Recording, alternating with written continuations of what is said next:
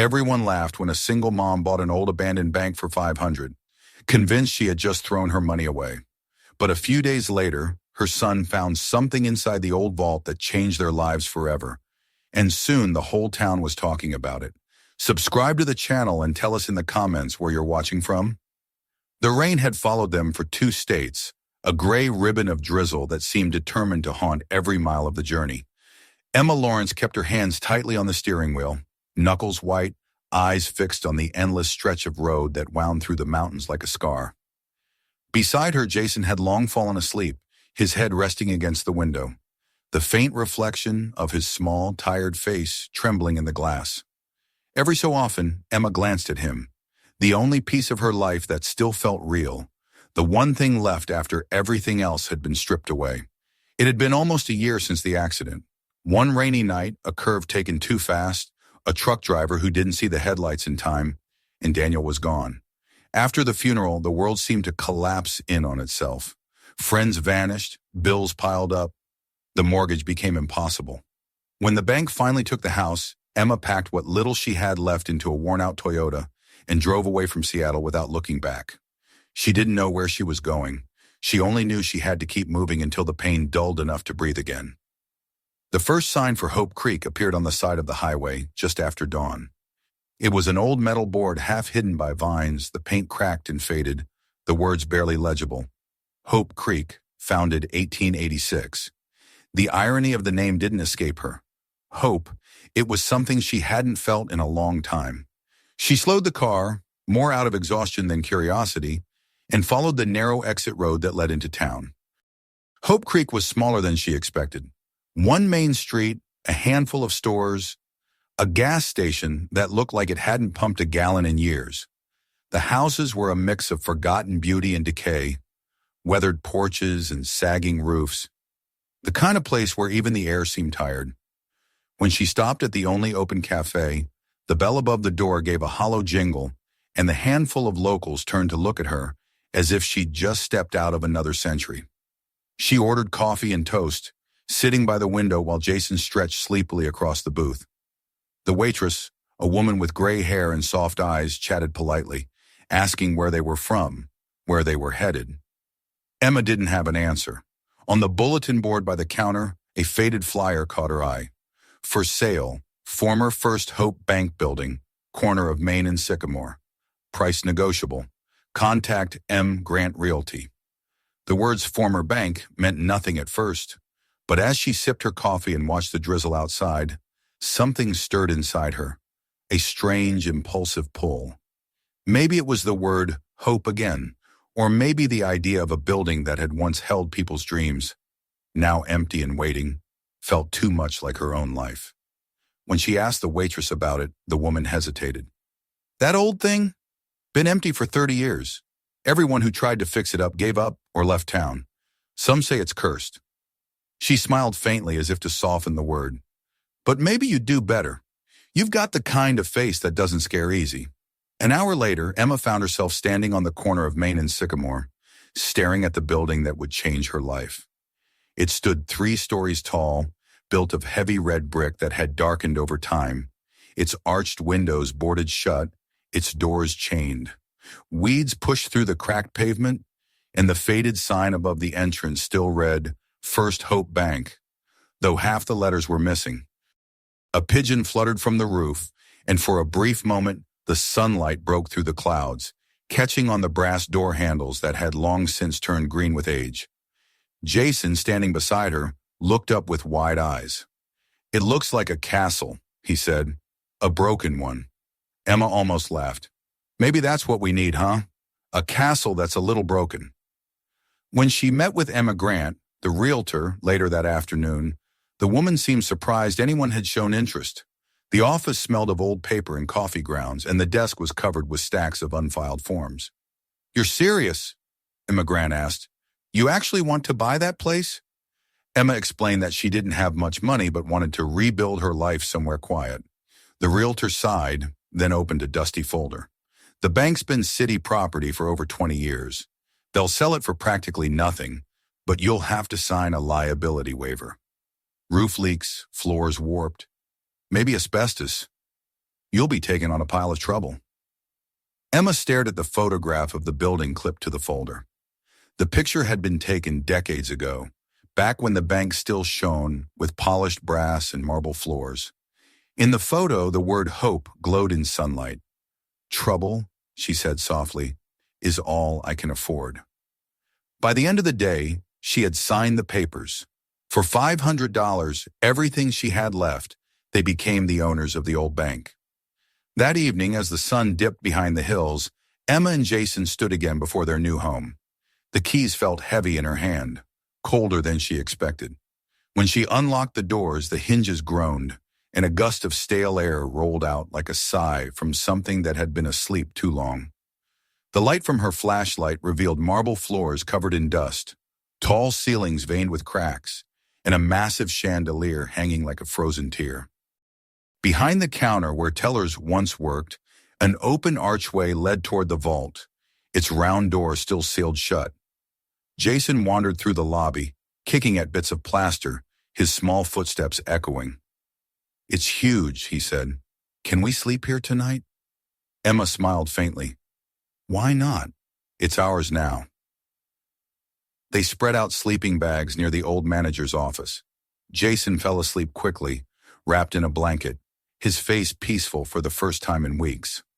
Emma sat by the dim glow of a camping lantern, sipping from a thermos of tea. The silence in the building wasn't empty. It was layered, full of distant creaks, the whisper of wind through boarded windows, the faint hum of something unseen. She told herself it was just the building settling after years of neglect. But when she heard the low metallic sound from the basement, like something heavy shifting across the floor, her breath caught. She waited. The sound came again, slow and deliberate. For a moment she thought of waking Jason, but then the noise stopped as suddenly as it had begun, leaving only the soft tick of rain against the boards. She wrapped herself in her coat and tried to sleep, but every time she closed her eyes she saw the outline of the vault door, looming in the dark like a giant's eye. In the morning, light filtered through the cracks in the windows, filling the room with golden dust. For a few minutes, everything felt almost normal.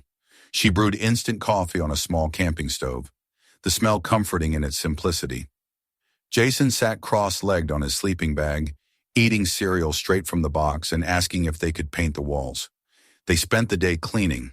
Dust clouds rose with every sweep of the broom. Behind the teller counter, they found old deposit slips, a cracked coffee mug with the name Martha, and a faded newspaper dated March 1989, the year the bank had closed. On one wall, faint letters were carved into the plaster. "Trust is the currency of men." By late afternoon, they had cleared enough space to see the beauty beneath the decay. The marble floor still caught light. The brass rails still gleamed faintly when polished.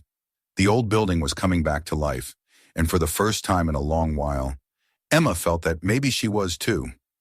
That night the rain returned, harder this time, drumming against the boarded windows. Emma lay awake, listening to it, and thinking of the life she'd left behind, the small apartment, the pitying looks from neighbors, the constant fear of not having enough. Here, in this crumbling relic, she felt strangely safe. The world outside had already taken everything from her. There was nothing left to lose. Sometime after midnight, Jason stirred. "Mom," he whispered, "do you hear that?" She sat up, heart pounding. The sound came again, metal against metal, a deep scraping echo rising from the basement.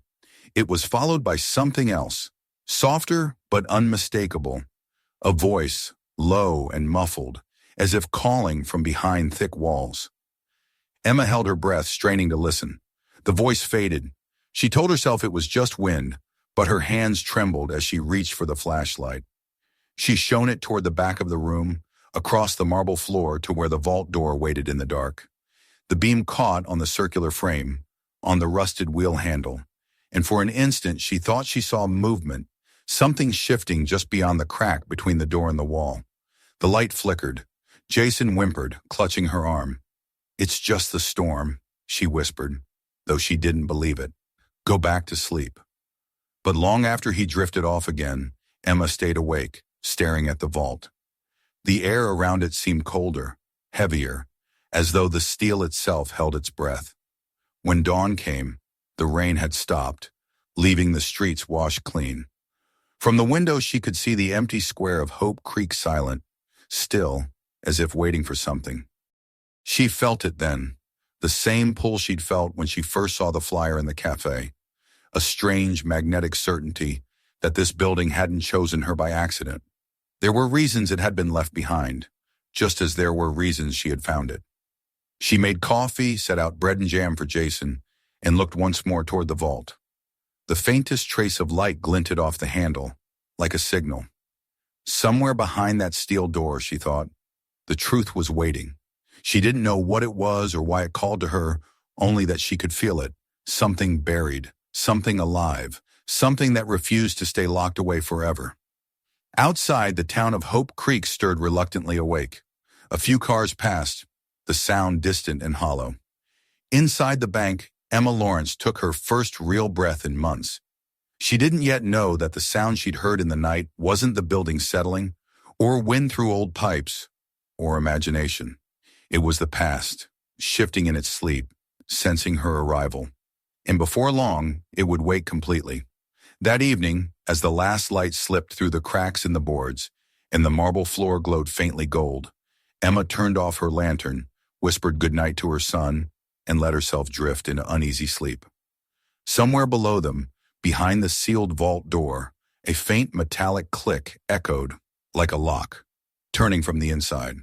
The following morning brought with it a brittle calm. A thin veil of mist had settled over Hope Creek, clinging to the streets like forgotten breath. From the high windows of the old bank, Emma could see the faint movement of people going about their routines, slow, deliberate, half-asleep motions of a town that had long ago given up on expecting anything new. The rain had left puddles that reflected the faded storefronts like a mirror of another time. She stood at the window with a cup of coffee in her hand, her mind drifting back to the sound she had heard the night before. That deep, metallic scrape was not the creak of wood, nor the shifting of pipes. It had carried weight, rhythm, and intent. Jason was still asleep in the makeshift bed they had arranged in what used to be the manager's office. The morning light touched his face softly, and for a fleeting moment she felt the simple peace of watching her child breathe.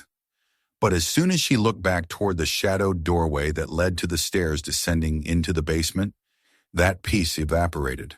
The vault had a presence of its own, as though the building itself had a heartbeat that pulsed from that sealed chamber.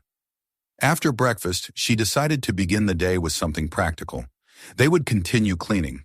There was safety in work sweeping, sorting, scrubbing. Something steady to fill the silence and drive away thoughts of ghosts and whispers. By noon, the first floor was noticeably brighter.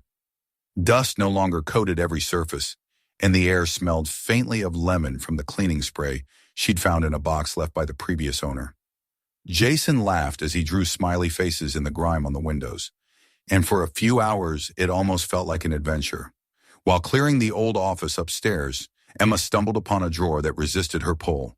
She tugged harder, and with a sudden jolt it came loose, scattering papers across the floor. Most were financial records, handwritten ledgers, faded receipts, the ordinary bones of a long-dead institution. But one folder, water-stained and brittle at the edges, stood out. Across the top, written in ink that had turned brown with time, were the initials DL. Her heart stopped for a beat. She sank to her knees and opened it. Inside were several typed pages bearing the letterhead of First Hope Bank, dated February 1989. Her eyes traced the signatures at the bottom of the second page, and her breath caught. Daniel Lawrence, her husband's name. There could be no mistake.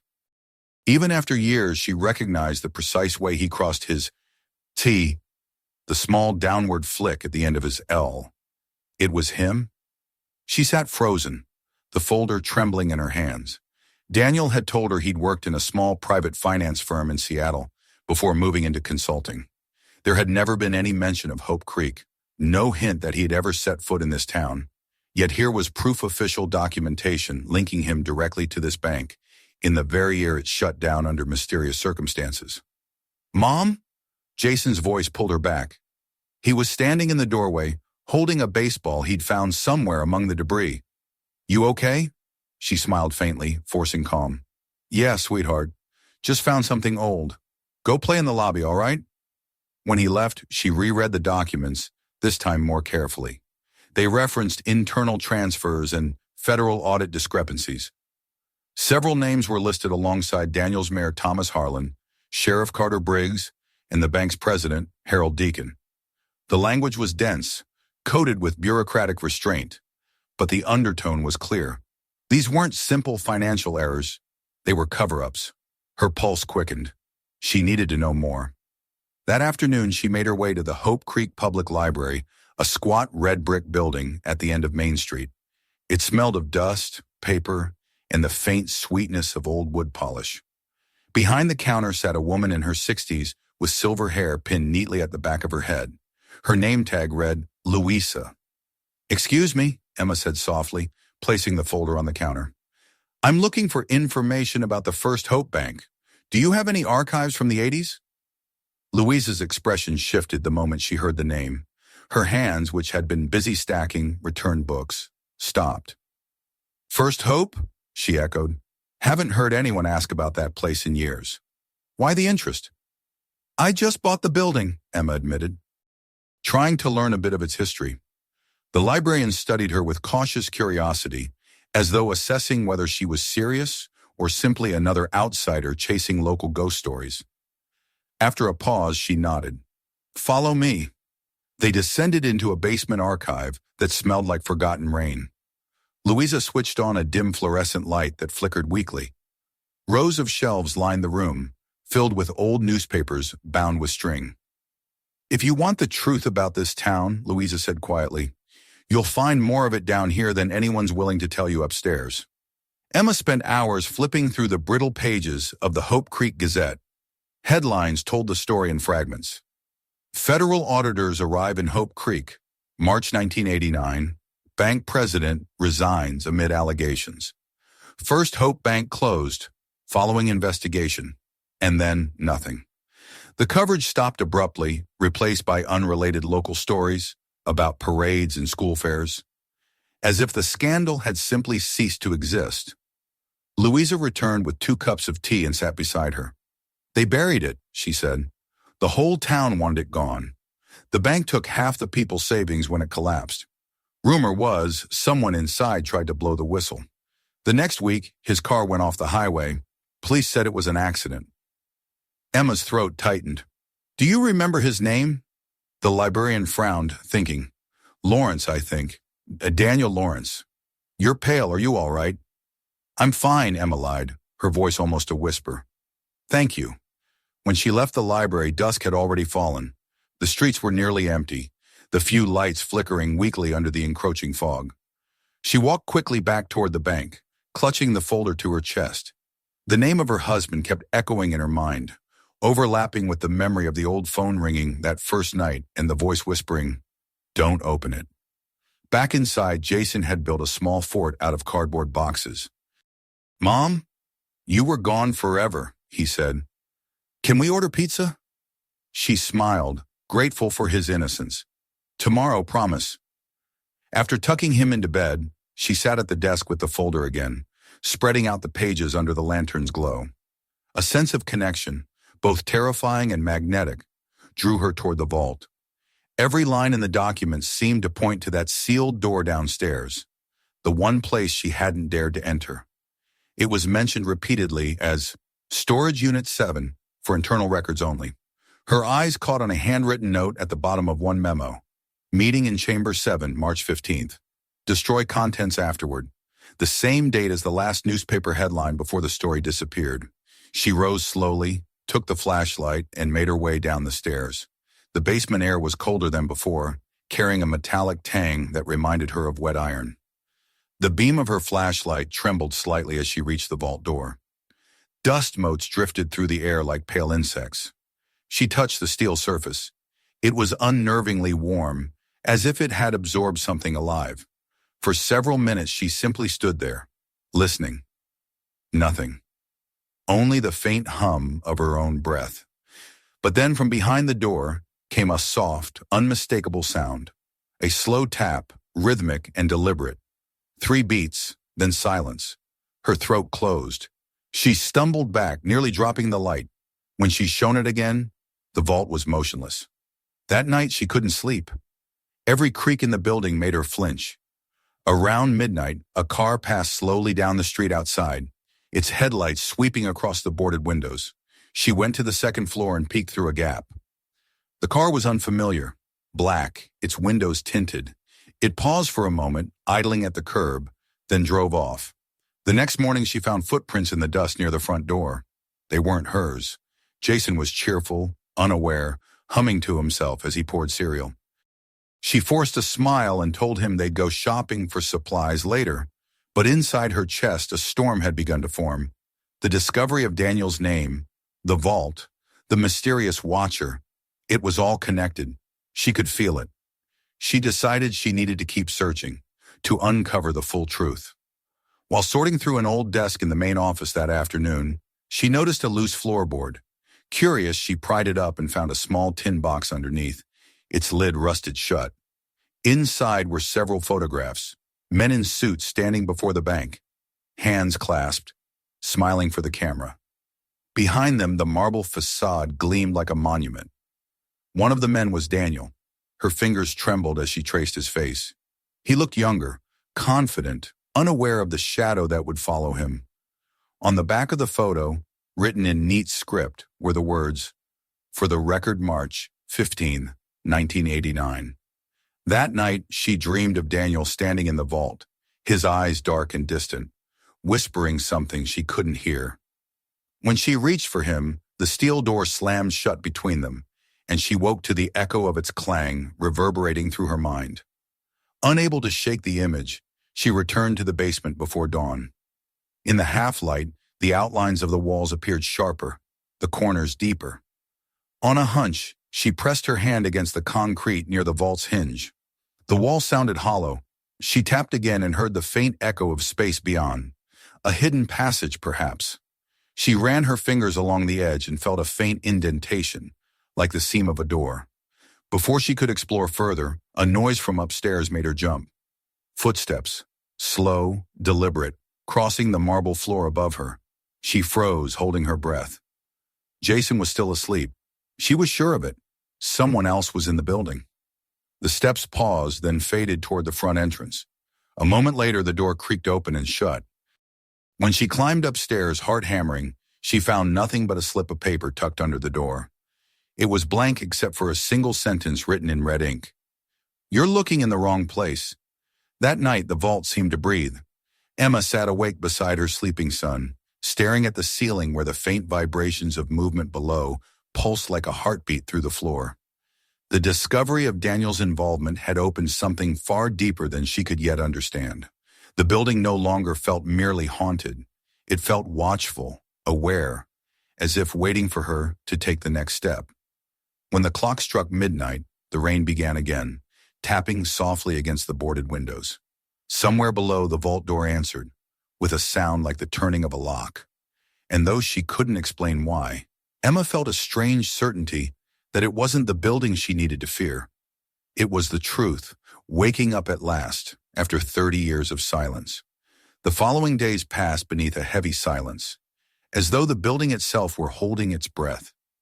Emma tried to convince herself that she was simply tired, that the strange noises, the footprints, the note, all of it, were coincidences. Yet the unease inside her chest grew heavier, a pressure that seemed to pulse from somewhere deep beneath the floorboards. Each morning when she descended into the lobby, she found new traces of disturbance. A chair moved slightly from its place, dust brushed away near the base of the stairs, and once the faint scent of cigar smoke lingering in the air, though neither she nor Jason had lit anything. She told no one. She couldn't. Who would believe her? To the people of Hope Creek, she was an outsider living in a cursed ruin. If she started talking about noises in the vault and messages slipped under her door, they would simply nod, confirm what they already thought, and quietly step away. She needed proof. The sun had broken through the clouds that morning for the first time in a week, and pale light spilled across the marble lobby. Jason was sitting cross-legged near the vault door, building a small tower out of coins he had found in an old drawer. His laughter echoed faintly, bright against the gloom. Watching him, Emma realized how different this boy was from the quiet, withdrawn child she'd seen in the weeks after Daniel's death. The move, strange as it was, had given him something to focus on. He saw this building not as a tomb, but as a challenge, a world to explore. "Mom," he called suddenly, "look what I found." He was kneeling beside the wall near the corner of the vault. His small fingers reached into a crack in the plaster and pulled out something metallic. When she came closer, she saw it was an old key, black with rust but surprisingly heavy. "Where did that come from?" she asked, crouching beside him. "It was stuck in there," he said, grinning proudly. "Maybe it opens the big door." Emma took the key, its cold weight pressing into her palm. The shape of its teeth was odd, long and narrow, almost ceremonial. She turned toward the vault. For days she had felt its silent invitation, that cold pull at the edge of her thoughts. Now, standing before it with the key in her hand, she felt something else: fear. Yes, but also inevitability. Whatever truth lay behind that door had waited long enough. "Go upstairs, Jason," she said quietly. "Play in the office for a while." "But, please." Her tone left no room for argument. When she heard his footsteps retreating up the stairs, she turned back to the vault. The steel face was dull under the dust, its central wheel stiff with age. She inserted the key into a small aperture she hadn't noticed before, just below the main handle. It fit perfectly. With a slow, hesitant turn, she felt the tumblers click into place. The sound that followed was deep and resonant, like the shifting of stone in the earth. Metal groaned against metal. Then the heavy door gave a shuddering sigh and began to move. The smell that poured out was thick and stale, a mixture of oil, mold, and something older, like sealed time. She stepped inside. The vault was larger than she'd imagined, more of a small chamber than a safe. Shelves lined the walls, each filled with boxes and folders covered in decades of dust. In the center stood a desk, and on it a small lamp whose shade had disintegrated into tatters. Her flashlight beam swept across the room, catching on something that made her pause. On the far wall, a map of the United States had been pinned beneath glass. Red pins marked more than a dozen cities, each connected by thin black lines leading back to Hope Creek. A network. Her pulse quickened. She approached the shelves, brushing away the dust from the nearest box. Inside were ledgers, typewritten memos, and microfilm reels, each stamped with the same initials. HDC, Hope Deposit Chamber, the name carved above the basement door. She pulled out a folder and opened it. The contents were financial transfers, columns of figures, and signatures of people she recognized from the old documents she'd found earlier. Harlan Briggs, Deacon. But there was another signature, slanted and careful. Daniel Lawrence. The room tilted slightly as her breath caught. Daniel's handwriting again. Here, buried in the vault of a bank that had vanished from the public record. Her hands trembled as she traced the ink. There were notes scribbled in the margins. Unauthorized transaction, federal bonds, offshore routing. Each line pointed towards something far larger than she could yet see. She found a second box marked Confidential, Destroy After Audit. Inside was a reel-to-reel tape recorder, the kind used in offices decades ago. The reels were still in place, the magnetic tape brittle but intact. She carried it upstairs and set it on the table in the office. Jason watched from the doorway, curious. "What is it?" "Something your dad left behind," she said quietly. She plugged in the cord, and to her surprise, the machine hummed to life. A crackle of static filled the air, then a man's voice, calm, steady, familiar. "If you're hearing this," it said, "then I failed to stop them." Emma froze. It was Daniel. There was no doubt, no trick of memory or sound. The voice she'd once fallen asleep beside now echoed out of the machine like a ghost given breath. "They found out about the transfers," the recording continued. "They're cleaning house. I've copied everything. Documents, tapes, logs. It's all here in Hope Creek. If something happens to me, you have to finish what I started. Don't trust anyone from the company, especially Deacon. He's in deeper than anyone knows. Tell her I'm sorry." The tape clicked, then hissed into silence. She sat motionless for a long time, unable to breathe. Jason came closer, his small hand resting on her arm. "Mom? What's wrong?" She looked at him, eyes brimming. but said nothing. How could she explain that the voice of his father, gone for a year, had just spoken from the grave? That his death, so cruelly random, might not have been an accident at all? That evening she returned to the vault alone. Her flashlight illuminated rows of evidence, the physical memory of a crime buried beneath decades of dust. There were photos, meeting notes, correspondence addressed to Regional Division Federal Allocation Program. She recognized the phrasing. It was the same language Daniel had once used in his work, government contracts, budget analysis. But here it was twisted, corrupt. Funds meant for infrastructure and public aid had been siphoned through shell banks, funneled into private accounts.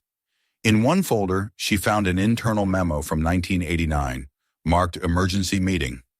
The text was brief. Whistleblower identified. Terminate and contain. Her stomach turned cold. She didn't need to see the name to know who they meant. A faint sound broke the silence. The creak of a floorboard above. She froze. The vault's thick walls muffled noise, but this was close. Too close.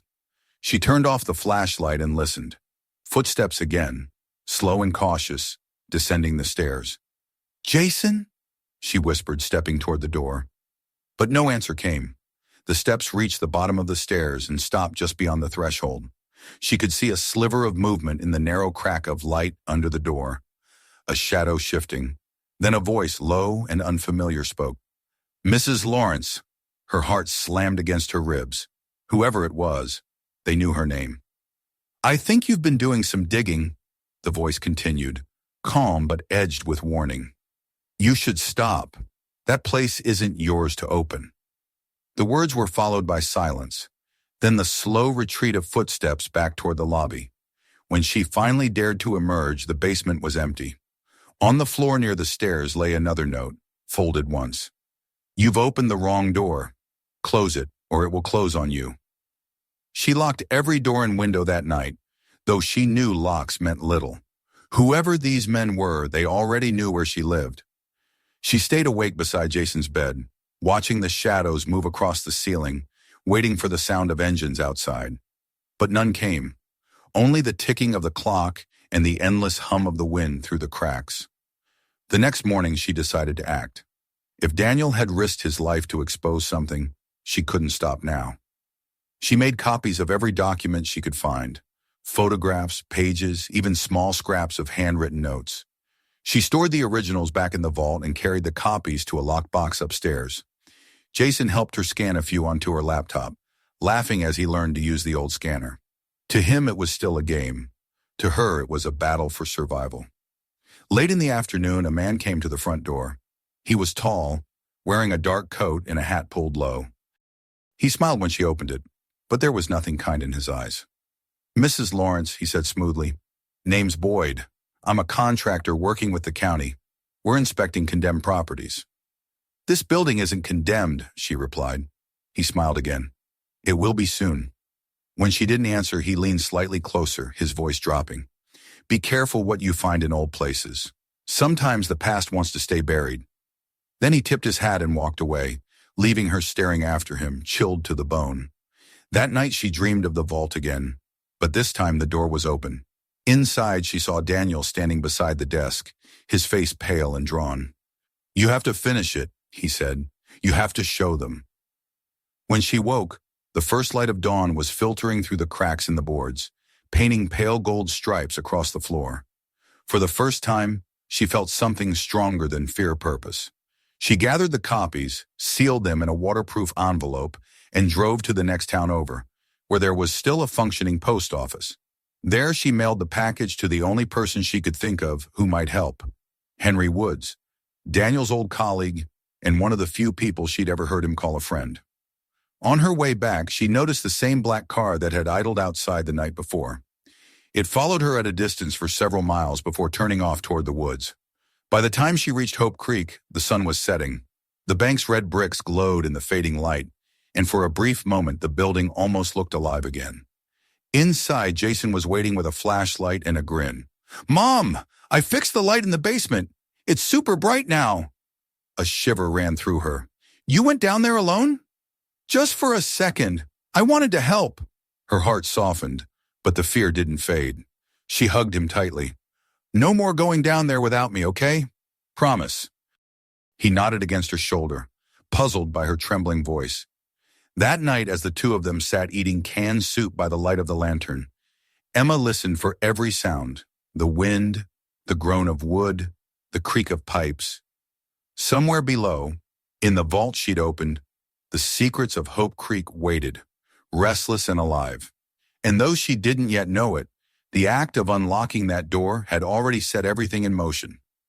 Outside, unseen in the darkness, beyond the windows, the black car returned and parked across the street, its headlights off. Two men sat inside, watching the faint glow of light coming from the upper floor of the bank. "She's found it," one said. The other nodded. "Then we don't have much time." Inside, Emma sat awake long after Jason had fallen asleep, her eyes fixed on the vault door below. The metal gleamed faintly in the darkness, like an eye that never closed. She knew now what Daniel had tried to tell her. The truth wasn't hidden by accident.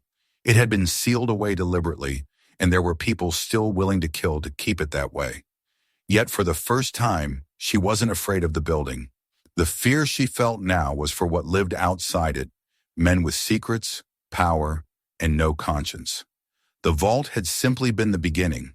The real danger had just arrived, and somewhere in the quiet between the ticks of the clock, as the town of Hope Creek slept beneath its blanket of fog, Emma Lawrence understood that she and her son were no longer just residents of a forgotten town. They were witnesses, and witnesses, she knew, rarely lived long if the story they carried was true. The night that followed was long and silent, as though the world had forgotten to turn. The faint hum of the refrigerator, the creak of old beams under the roof, and Jason's soft breathing from the next room were the only sounds that reassured Emma she was still inside her own reality. But beneath the quiet, she felt movement, a presence. Every instinct told her that someone was watching the house. Her fingers tightened around the flashlight, and she listened for the crunch of gravel outside. Nothing came, only the whisper of wind through the boarded windows. She didn't sleep. The dawn crept in slowly, its first light painting thin, nervous lines on the walls. When she finally rose from the couch, her body ached as though she had been running all night. Jason was already awake, sitting at the table, eating cereal in the calm way children could manage when danger still seemed like something from a movie. He smiled at her, and for a moment she envied that innocence. The day began quietly. The town, still half asleep, carried on with its usual routines. Across the street, the general store opened. Somewhere, a radio murmured a country song. Yet when Emma stepped outside to collect the mail, she felt the weight of eyes upon her again. A black sedan was parked near the edge of the block, its windshield reflecting the morning sun like a sheet of glass. She could see nothing inside, but she knew it was the same car that had followed her the day before. Her heartbeat quickened. She forced herself to walk back inside, locking the door behind her. The envelope in her mailbox was blank, no return address, no stamp, only her name written in precise, angular handwriting. Inside was a single photograph. It showed her and Jason standing near the bank entrance 2 days earlier. From the angle, it had been taken from across the street, possibly from the same black sedan. On the back, in the same sharp handwriting, was written, "You've had your chance." Her first impulse was to destroy it, to pretend she hadn't seen it, but she stopped herself. Every threat, every trace of intimidation, was proof of something. She tucked the photo into the inside pocket of her jacket and turned to Jason, who was watching her from the doorway. "Mom, are you okay?" She forced a smile. "We might take a little trip, sweetheart." His face brightened. "A trip? Where?" "Somewhere safe," she said softly. She packed quickly, moving through the rooms with practiced efficiency. Food, clothes, the scanned documents, the copies she had hidden in the upstairs box. She wrapped them in layers of plastic and stuffed them into her backpack. Jason's small hands helped, his excitement masking what she knew would soon become fear. By the time the sun had reached its peak, she had decided on a plan. There was one person she could still trust: Henry Woods, the journalist who had once worked with Daniel. If anyone could help her bring the truth to light, it was him. His house lay 2 towns over, a 3-hour drive across empty roads and farmland. If she could just make it there, she would be safe. But as she pulled the old pickup truck out of the driveway, she saw the black sedan move too. Its engine came to life like a warning growl. "Mom," Jason whispered, "they're following us." "I know," she said, forcing her voice to stay calm. "Put on your seatbelt."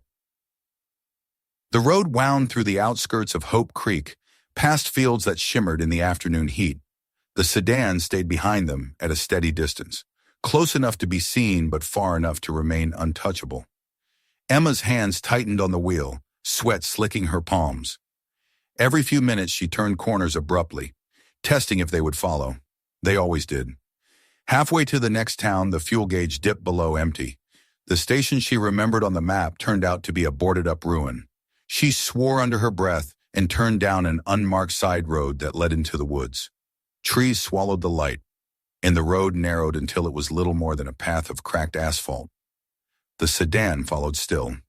Then in the distance, she saw the faint glimmer of water, an old river bridge, long abandoned. If she could make it across and cut through the logging trail beyond, they might lose them. She pressed the gas pedal, the truck rattling over potholes and loose stones. Jason clutched the seat, his eyes wide. "Hold on!" she shouted as they hit the bridge. The wood planks groaned beneath the tires. Behind them, the sedan appeared, its black shape framed against the gray sky. Emma's heart pounded. She was halfway across when a loud crack split the air. The rear-view mirror showed one of the sedan's doors opening, a man stepping out with something metallic in his hands. A rifle. "Down!" she yelled, shoving Jason toward the floor. The shot rang out, splintering the side mirror. She slammed her foot on the gas, the bridge creaking dangerously under the strain. With a final lurch, they reached the far side and veered into the trees.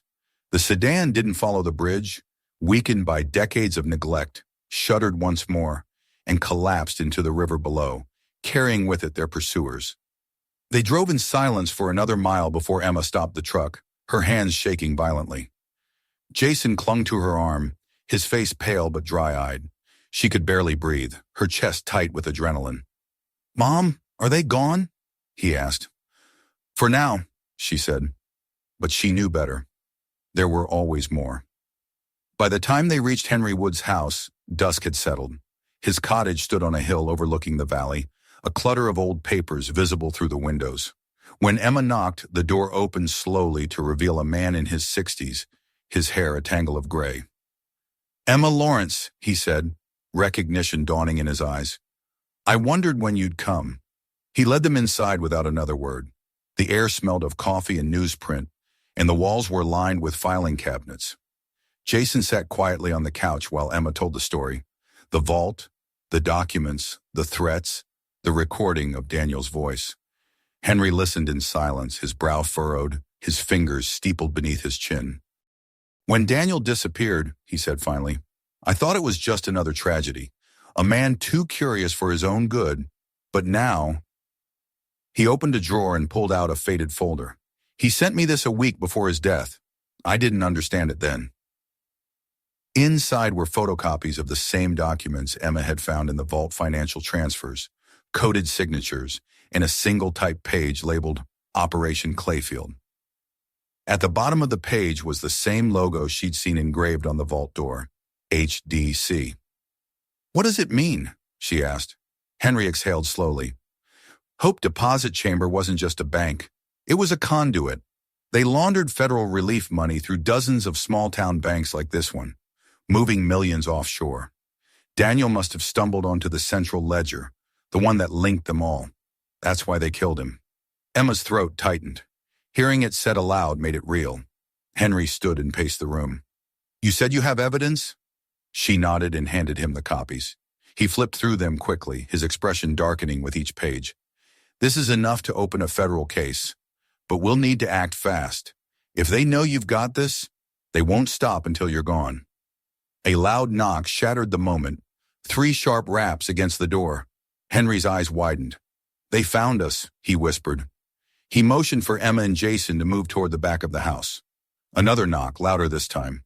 Then a voice, "Open up! Sheriff's Department!" Emma froze. Henry shook his head. "That's not the sheriff. Move!" They slipped out the back door, into the shadows of the yard. The woods behind the house were dense, the ground soft with pine needles. Gunfire cracked the night as they ran, the sound of splintering wood chasing them through the trees. Jason stumbled, but Emma pulled him up, whispering for him not to stop. They reached an old utility shed and ducked inside, gasping for breath. Through a crack in the wall, Emma saw headlights sweeping across the yard. Men in dark coats surrounded the cottage. Moments later, flames burst from the windows. Henry's house was burning. Jason clutched her arm. "Mom! Mr. Woods!" She turned his face away. "Don't look." The fire consumed the house quickly, roaring into the sky.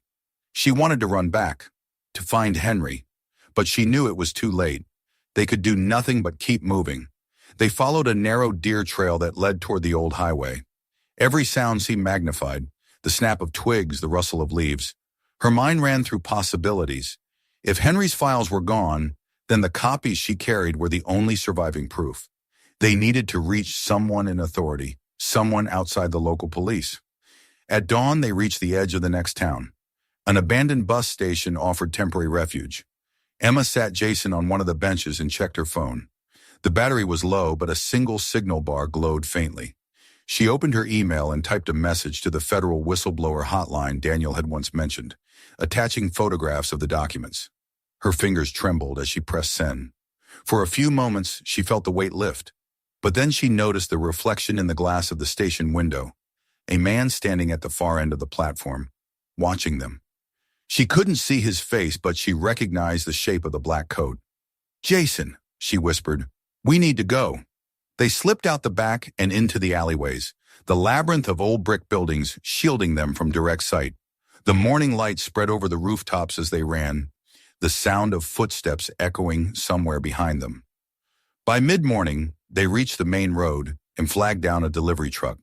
The driver, a kindly man with a grizzled beard, hesitated only a moment before letting them climb in.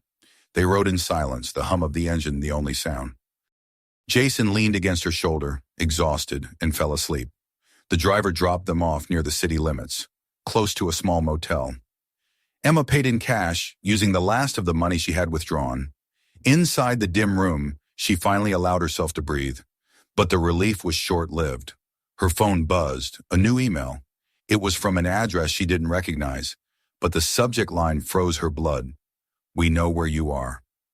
Attached was another photo, taken from outside the motel moments ago. She dropped the phone. Her first thought was Jason. She rushed to the bed where he slept, shaking him awake. His eyes opened in confusion. "Mom! Get up, honey. We're leaving." They packed what little they had and slipped out the back door. The parking lot was empty, but she could sense them nearby. Her car keys jingled softly as she gripped them in her hand. The truck driver's words echoed in her head. He'd mentioned an old service road that led to the mountains, unused since the floods years ago. They reached the truck and climbed in. The engine roared to life, and they sped down the narrow road. Behind them, headlights appeared once more. 2 vehicles this time. She could almost feel the tension in the air, the inevitability of the confrontation building ahead. As the trees thickened and the sky darkened with approaching rain, she knew there was no turning back. They would have to fight for every mile, for every breath. The documents, the truth. Daniel's voice on the tape. Everything was converging toward an end she could not yet see. Lightning flashed, illuminating the winding road. Jason clutched her arm. "Mom, look!" Ahead, through the storm, a cluster of red and blue lights blinked faintly. Police cars. For an instant, relief flooded her. But as they drew closer, she saw the insignia on the uniforms of the men standing by the cars. It wasn't the state police. It was the same emblem she had seen on the vault files. HDC. She slammed the brakes. Mud sprayed across the windshield. The black sedans behind them closed in. In that frozen heartbeat, Emma understood. There was no one to call, no one to trust. The web reached farther than she had imagined. Every road out of Hope Creek led back to the same darkness. She turned to Jason, her voice steady. "No matter what happens, you keep running. You don't stop for anything. Do you hear me?" He nodded, his small face pale but resolute. The storm broke then, rain hammering down in sheets, washing the world into a blur of motion and noise. Somewhere in that chaos, Emma felt a spark ignite within her, a fierce, unyielding will that refused to surrender. Daniel had died for the truth. Henry had burned for it. She would not let their sacrifices vanish into silence. The headlights flared behind them, and she hit the gas once more, plunging forward into the storm, the winding road leading them toward whatever waited next. What began as a desperate flight through the night was becoming something larger, a reckoning. And though she didn't yet know it, the chase she had started would end not with escape, but with revelation. The rain did not stop that night. It came down in relentless sheets, drumming against the roof of the truck and blurring the world into streaks of gray. The wipers struggled to keep up, smearing the windshield instead of clearing it. Emma's hands were numb on the steering wheel, her knuckles white as she fought to keep control on the slick mountain road. Every bend felt sharper, every drop steeper than the last. Behind them, the glare of headlights flashed intermittently through the curtain of water. The black sedans were still there, like wolves stalking in the dark. Jason clung to the seat beside her, his small hands gripping the dashboard. His lips trembled, but his eyes wide and clear never left the road ahead. He had his father's steadiness, that quiet resilience Daniel used to have whenever life tested him. Seeing it now gave her strength she didn't know she had left. "Mom," he said softly over the noise of the rain, "where are we going?" "To finish what your dad started," she answered. Her voice was calm, though her chest burned with fear. The road twisted one final time before leveling out into a valley. The storm began to thin, the downpour fading into mist. In the distance, faint lights shimmered through the fog, an industrial complex, half collapsed, standing silent at the base of the hill. Emma recognized it at once from the maps she'd studied in Henry's files. It was the old Hope Creek Federal Depository, abandoned 30 years earlier after the bank's collapse. If the web of corruption had a heart, this was it. She slowed the truck, turning off the headlights, and coasted to a stop behind a ridge of rock. The engines of their pursuers still echoed somewhere in the distance, but the sound was growing faint, for now they had lost them. Jason leaned forward, staring at the ruins. "What is that place?" "It's where everything began," she whispered. They stepped out into the drizzle. The air was thick with the scent of wet concrete and rust. The structure loomed before them, a massive building of decaying stone and metal. Its windows shattered, its sign long since stripped of letters. The ground was littered with fragments of glass and scraps of twisted wire. When Emma's flashlight beam cut through the mist, the walls seemed to shimmer faintly, as though the rain itself carried reflections of the past. They found an entrance near the side, half blocked by debris. Emma squeezed through first, helping Jason after her. Inside, the darkness was total. Their footsteps echoed off the walls, mingling with the slow drip of water leaking from the ceiling. She felt her way forward until the beam of her flashlight illuminated a set of stairs leading down. A faded sign above read, "Records, Restricted Access." She hesitated for a moment, her mind flashing back to the vault in the bank. The same cold air, the same sense of something vast and hidden. But this time, there was no turning back. "Stay close to me," she told Jason. The stairs descended into a corridor lined with file cabinets and rusted metal shelves.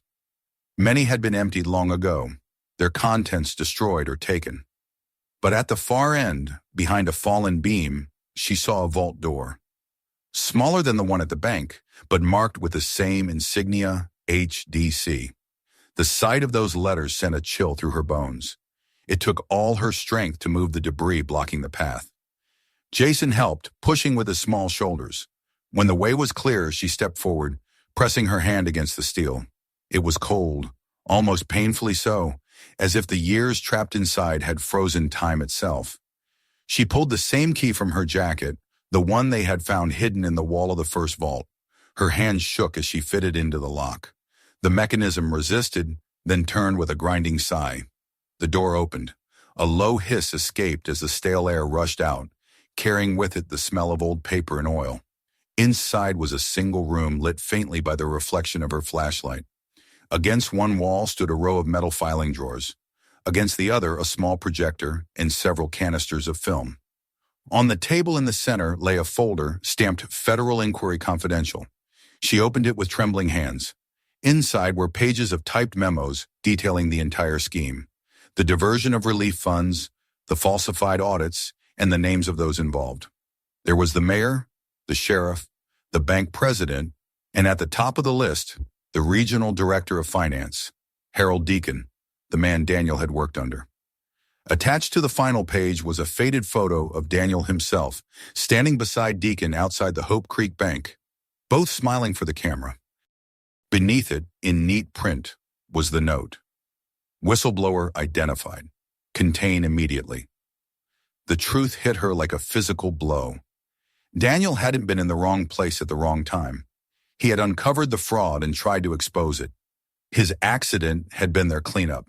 Her knees gave way, and she leaned against the table for support. Jason stood beside her, silent, his small hand slipping into hers. He didn't need an explanation. The look on her face told him everything. A noise behind them shattered the moment.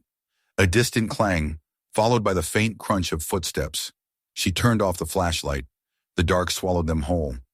"They found us," she whispered. Jason's fingers gripped her sleeve. The beam of another flashlight flickered down the corridor.